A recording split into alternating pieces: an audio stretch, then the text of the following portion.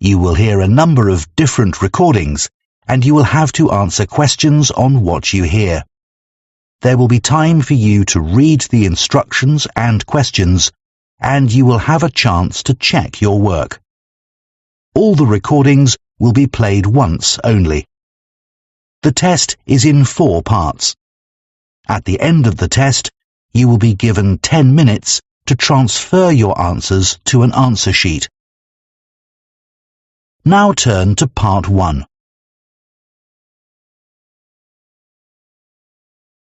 Part 1. You will hear a man asking a friend for advice on things to do in the city with a family of visitors. First, you have some time to look at questions 1 to 6.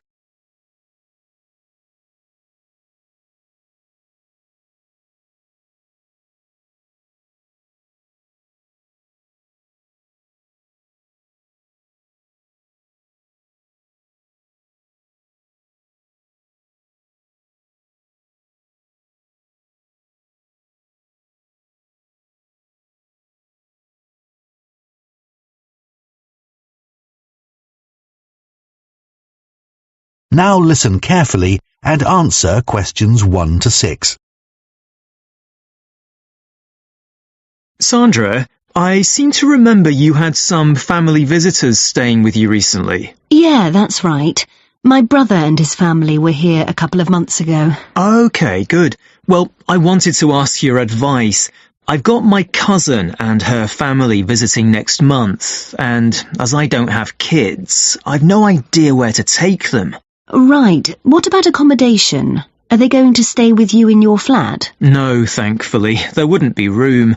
My cousin wants me to recommend a hotel. Do you know anywhere? Yes, I do actually. I always recommend people stay at the King's Hotel. Where's that near? It's about 5 minutes walk from Murray Station, so nice and central. It's actually on George Street. Oh, yes, I know. I think they're on quite a tight budget, so how much roughly is it to stay there?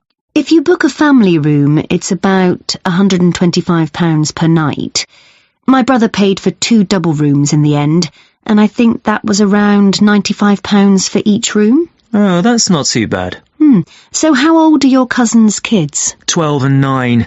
So I want to organise some trips while they're here. I was thinking of doing a bus tour of the city centre, as none of them have been here before. Those bus tours are quite expensive. I think it's better to do a walking tour. It gives you a much better feel for the city. There's one that starts from Colton Square. It takes a couple of hours and doesn't cost that much. Sounds good. I'll look that up, thanks. If the weather's nice, one thing you could do is visit the old fort. You could get there by boat. The whole trip takes half a day. That's a really good idea. I'd like to do that myself. And if the weather's bad, I was thinking they could go to the Science Museum.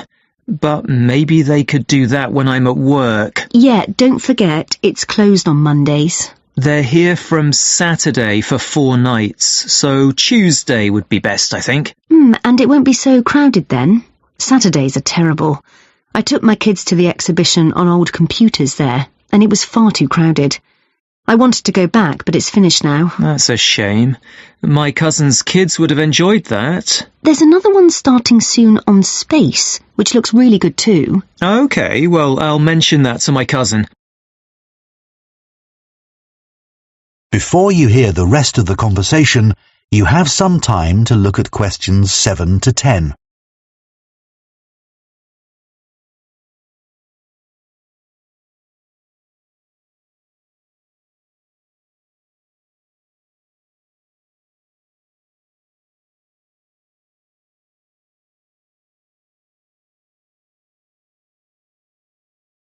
Now listen and answer questions 7 to 10. Have you thought about where to take them to eat? Well, I really like all the food stalls at Clacton Market. My cousin's vegetarian. I know it's one of the best places for that kind of food. Definitely, and there'll be loads of choice for the kids too. You need to get there quite early though. At the weekend, most of the stores stop serving lunch at 2:30. Good point. It's all going to need careful planning. My cousin said she'd love to take the kids to a show at the theatre, but tickets are so expensive. I know, but you can get some good deals if you book online with bargaintickets.com for the following day. On some seats, there's a 75% discount. Really? I must try and get some. Yeah, there are lots of things you can do for free as well. No need to spend a fortune. Like what? They're coming next month, right? Well, check and see if it's the same weekend as the Roots Music Festival in Blakewell Gardens. ROOTS? Yeah, check it out online. It's always a family-friendly event, and there's no entry charge. That sounds perfect. And if you're in Blakewell Gardens, climb Telegraph Hill. You'll be able to look right down on the port. Everyone's always really impressed because it's so huge. Oh yeah, I've been meaning to do that for ages. I've heard the view's amazing. Yeah, it's really worth the effort. Well, that's given me loads of ideas. Thanks so much for... That is the end of part 1.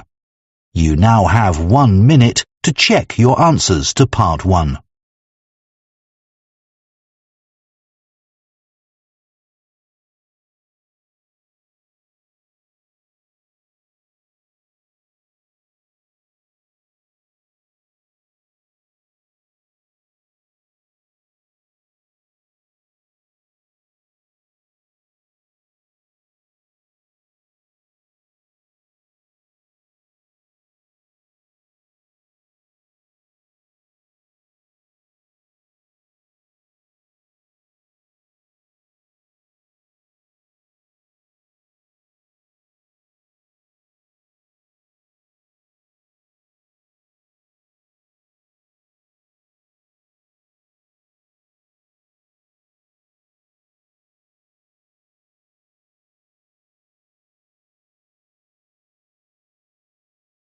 Part 2. You will hear a guide talking to members of the public who are visiting a football stadium in the UK. First, you have some time to look at questions 11 to 14.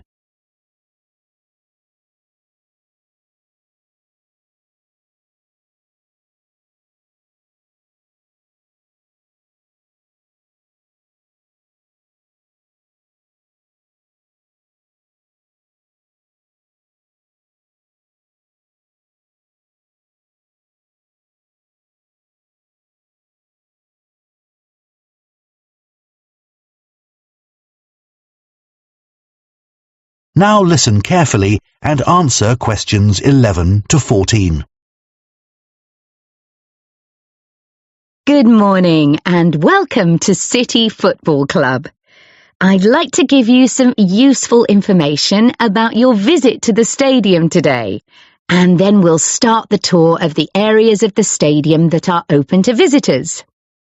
I can see lots of children here today, so just to let mums and dads know a few things before we start. The stadium has lots of stairs and the players' tunnel is very dark. Please don't let your children wander off on their own, even for a minute. We don't want any accidents or anyone getting frightened. Cameras are permitted everywhere, and you can take pictures of your child shooting a penalty. Assistants are helping to organise this, and hopefully the queue won't be too long. It's very hot and sunny out on the pitch today. You can get food and drink at the cafe, and I really recommend the healthy lunch boxes for children. Also in the cafe, children are invited to do a football-themed drawing.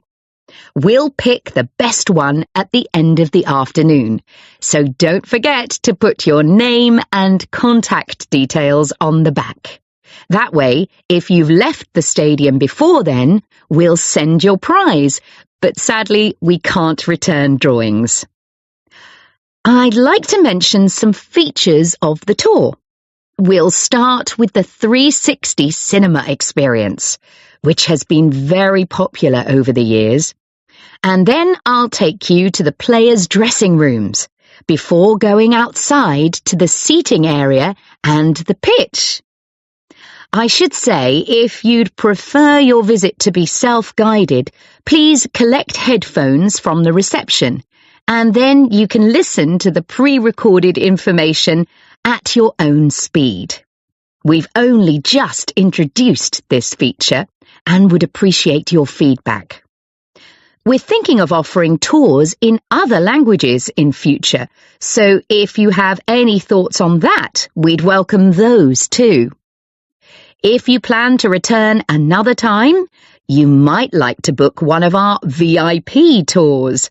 We've only just started offering these, and they can be booked online.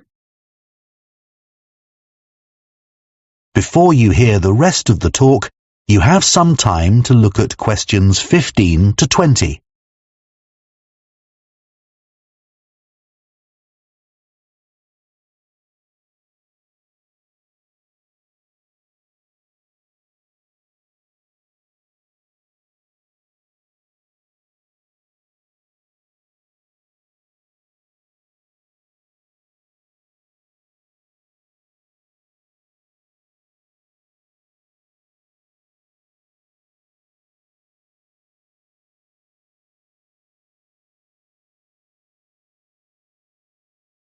Now listen and answer questions 15 to 20. Now, the stadium you see today was built in 1989 as part of a 3-year redevelopment project. While that project was going on, the team had to play its matches at the ground of another club. Apart from that, the club has been here on this site since 1870. As some of you may know, that was the start of a really important decade in the history of football in this country. For example, 1870 was also the year that football teams started to include a player whose role it was to guard the goal. It's hard to imagine what the game must have been like without someone in that position, isn't it? In 1872 and 73, many other clubs were established, both here and abroad. And the following year, in 1874, referees were allowed to send players off if they committed certain offences. And also in that year, teams started having to swap ends at half-time. One fact I was interested to discover was that in early football games, the aim was for the scorer to get the ball between 2 flag posts, and later between sticks joined at the top with a piece of tape. In 1875, that tape was replaced with the solid crossbar that we're familiar with today. 1877 saw the founding of further new clubs, and the history books tell us that in the same year, all the clubs decided to set a limit of 90 minutes for each match. Before that, it was a more casual arrangement, and this sometimes caused huge arguments, and sometimes fights during matches, when one team called the end of the game and the other team wanted to play on to try and score a winning goal. By 1878, the number of teams in the Football League increased again. In addition, referees started using whistles and electric lamps were installed on certain pitches.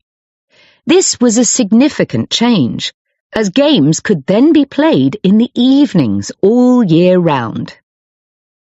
In 1880, clubs began to charge fans for admission to games, even though players were still amateurs and had other proper jobs.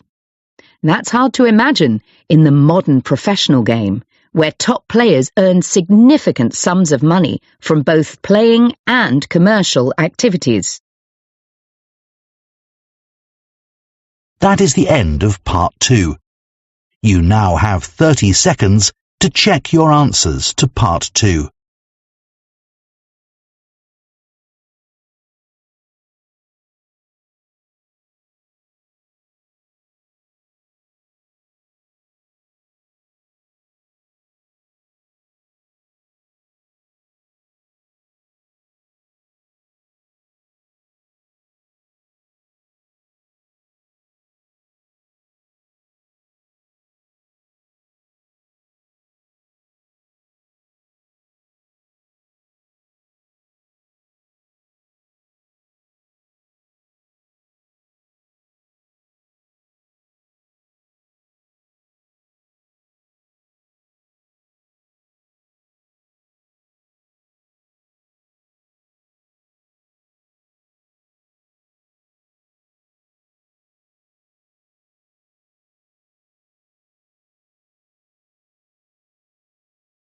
Part 3.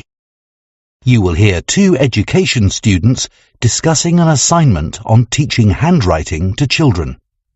First, you have some time to look at questions 21 to 24.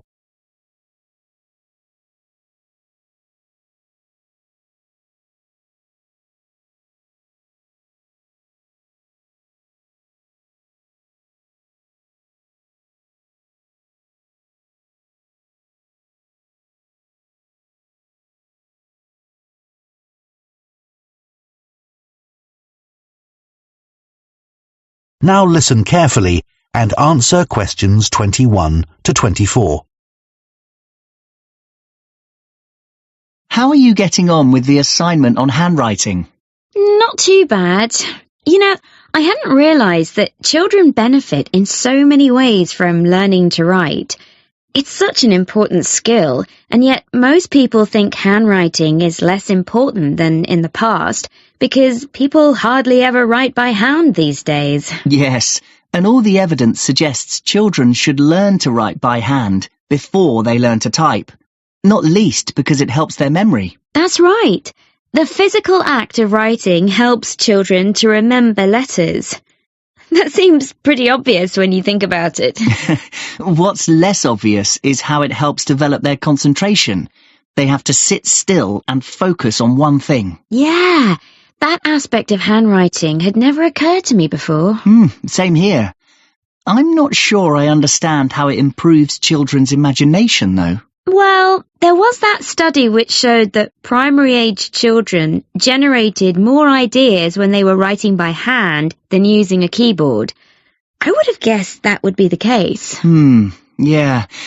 I'd never associated spatial awareness with handwriting either.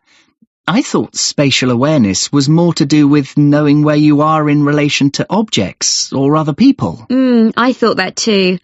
But good spatial awareness is essential for writing because you have to space words correctly. It's not just fine motor skills that improve through writing, as I'd always assumed. Handwriting is so much harder for children with dyspraxia, who have problems coordinating movement. It's good there are lots of things you can do in the classroom to help them. They need so much more support with letter formation. You need to play lots of games to help them distinguish letter shapes. It takes a lot of patience. Yeah, I like the idea of using one of those pens that lights up if you press too hard. That seems like a really simple solution. Yes, absolutely. I'm not sure there's much you can do about children with dyspraxia writing very slowly. It's more important to focus on accuracy, and as they get more confident, I think they eventually speed up. One quite simple thing you can do is to use grid paper. So they write each letter in a box, and that trains them to space the letters correctly. Indeed, that's more important for legibility than trying to get them to write in a straight line. Before you hear the rest of the discussion, you have some time to look at questions 25 to 30.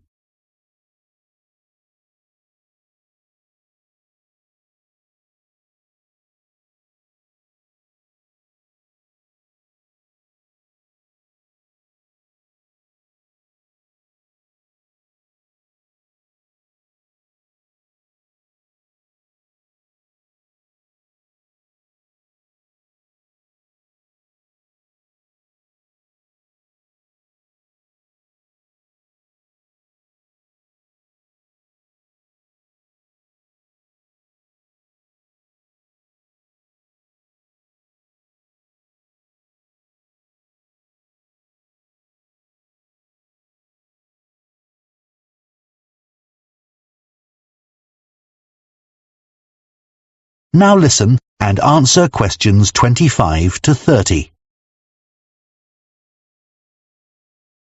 For some children, it might be better to teach them to write on a laptop rather than by hand, like children with dyslexia. They often really struggle with handwriting, and some just give up. Yeah, it's not as frustrating for them if they get things wrong. On a keyboard, they can be more willing to have a go. But I read that developing fluency isn't any faster. That's right. Did you read that article on the benefits of teaching print rather than cursive handwriting, where the letters are joined up? Yes. Well, in the past, cursive writing was certainly considered more stylish and educated, but not anymore. Teachers' attitudes have changed because it's been proved that cursive is more difficult to learn, especially for children with learning difficulties who find joining up letters really challenging. I agree. I was always worried that my poor handwriting affected my exam results, and now research shows that I was right to worry. I'm sure a lot of students think it's unfair that they're being judged on their handwriting, not just their knowledge. Marks are definitely affected if examiners can't read the script. That's why it's always been so important to teach children to write legibly. Do you think the role of handwriting will change in the future? I can't see that changing much. Touch typing still isn't taught in most schools, which is a shame. But maybe that won't be necessary in the future, because people will also be able to write by hand on digital devices. Anyway, teachers understand the value of handwriting. It's a basic life skill. True. However, the fact is that people are writing by hand less and less and relying on digital devices. That does cause some problems. You mean like note-taking? There are lots of apps for that. And for reading historical documents, apparently. But my mum is shocked by my awful spelling and the fact that my punctuation is really inconsistent. I think you can put that down to lack of practice. I expect so. Personally, I miss writing by hand. I hardly ever write anything now. I remember my grandparents had such beautiful handwriting, and it was so individual. Nobody I know would be able to identify my handwriting now. It's a shame. I know. I feel the same way. I used to write a diary by hand, and now I do that digitally. It just seems less effort to do it that way. So it's not just a problem. That is the end of part 3. You now have 30 seconds to check your answers to part 3.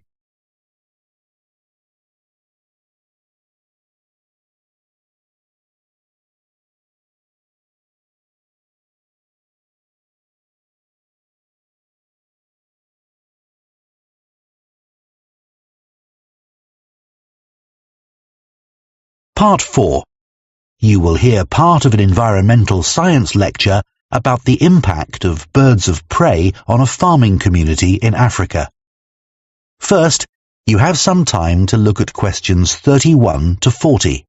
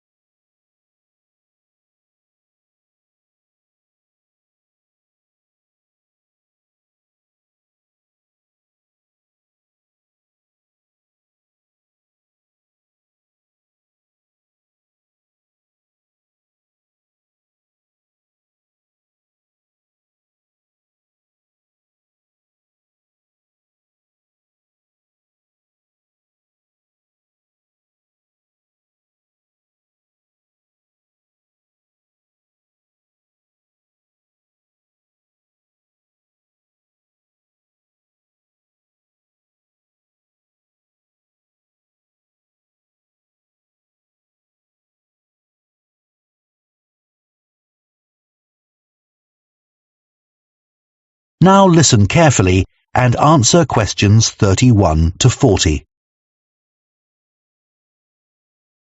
We've been looking at different types of conflicts that may arise between wildlife and humans at the boundaries of protected areas, such as national parks and animal sanctuaries. I'd like to illustrate this by telling you about some research that I've been involved in recently in the Central African country of Zambia, in the area around the Chembe Bird Sanctuary, which contains over 300 of the listed birds of Zambia. These include a number of birds of prey, such as eagles, hawks, and owls, that live by hunting and killing other birds and animals. Now, most of the people living in the local communities near to the bird sanctuary are small-scale farmers, and these birds of prey provide important social and ecological benefits to them. For example, a lot of damage can be caused to farmers' crops by rodents, such as rats, which would consume the crops as they grow in the fields, as well as after harvesting if they weren't hunted and killed by the birds. And the predatory habits of these birds also protect farmers in other ways. For example, a major danger to rural workers is snakes, whose bite may be dangerous or even fatal, and birds of prey have a major role in keeping their populations under control. Local people have always been aware of these benefits, and for years, even before the sanctuary was opened in 1973, the birds played a key role in the culture of the region. However, more recently, the sanctuary and its birds have also become increasingly important to the community in economic terms, because at present, after a relatively slow start, tourism has become an important source of revenue for them. However, although these birds of prey are protected by the government, their numbers are falling. Some of these deaths are accidental.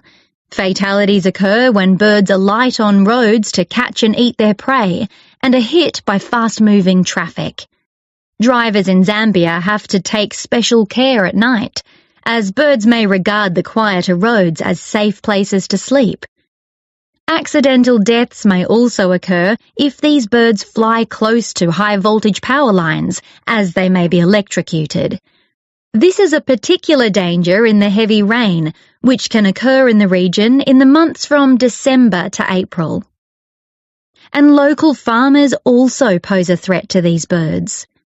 As well as growing crops, small-scale farmers in the area also rear chickens.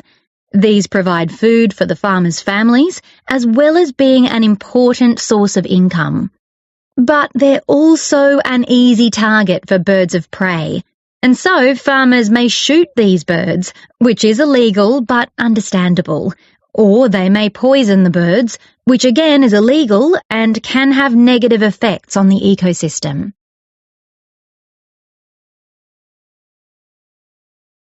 So, how else can farmers protect their chickens from birds of prey? Some people believe that to prevent the predators from settling near the area where the chickens are kept, it's best to keep this area free from vegetation. But in fact, this is counterproductive, as it means the chickens have no cover to hide in, and they'll be easier for the birds to see. Another possibility would be to prevent the chickens from going outside at all, and to keep them safe from predators inside a building. But this would cost far too much to be a practical solution. Nearly all the farmers reported that they spent a lot of time and effort trying to frighten off the birds of prey without actually harming them. Most of the farmers had at least one dog and said this was a big help at scaring away the predators. Some of the farmers also reported that during the breeding season, when the chickens were particularly vulnerable, they encouraged their children to watch over the chickens and to hit pans with a metal spoon so that the resulting noise would succeed in driving away birds that were trying to seize the young chicks. None of these methods was 100% effective, so as a result, the village people told us that rather than just using one method, they were forced to use a combination for them to have any effect. And even so, these birds of prey remain a major threat to the chickens' survival and cause considerable economic loss to farmers. So we looked at the possibility of a longer-term solution to... That is the end of Part 4. You now have 1 minute to check your answers to Part 4.